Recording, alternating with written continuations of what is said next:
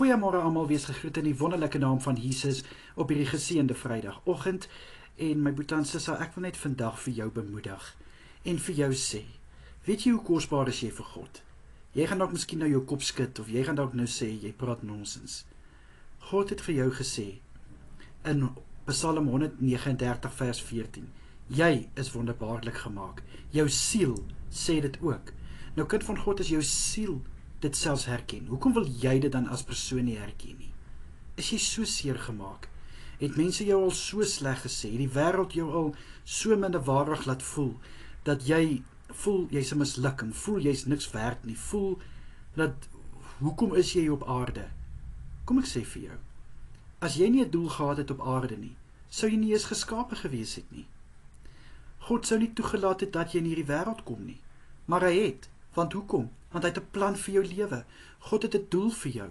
Jy is nie hier per ongeluk nie, kind van God. Daar mag dalk vir jou gesê is, ja, jy was 'n glips.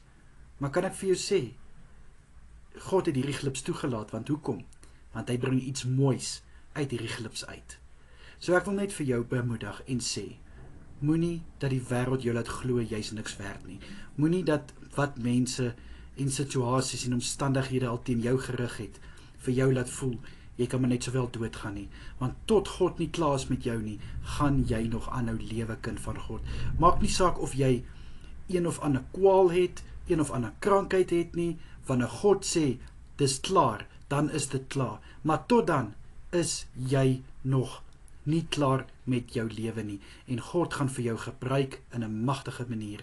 Hierdie seisoen waardeur jy op die oomblik gaan, dit wat mense vir jou gesê het, God gaan dit draai in iets moois. So ek wil hê jy moet vashou aan Psalm 139 vers 14, wat vir jou sê, jy is wonderbaarlik, want jy is wonderbaarlik, kind van God.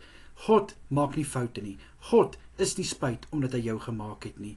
Niks kan God se liefde vir jou verander nie. Hy het jou so lief. Hy sien iets wat binne in jou is, wat ander mense nie sien nie. Klou daaraan vas, my boetie en sussie, en moenie opgee nie. Kom ek bid vir ons. Vader, ek bid vir my boetie en sussie, wat op die oomblik so deur 'n seisoen gaan, waar hulle afgebreek is, waar hulle afgekraak is. Bid ek in Jesus naam, kom Here, bring weer herstel, laat hulle weet, hulle is wonderbaarlik, hulle is 'n skat in u oë, hulle is die appel van die oog. In Jesus naam, kom bid ek, dat daar weer nuwe moed in hulle gemoed sal wees vandag.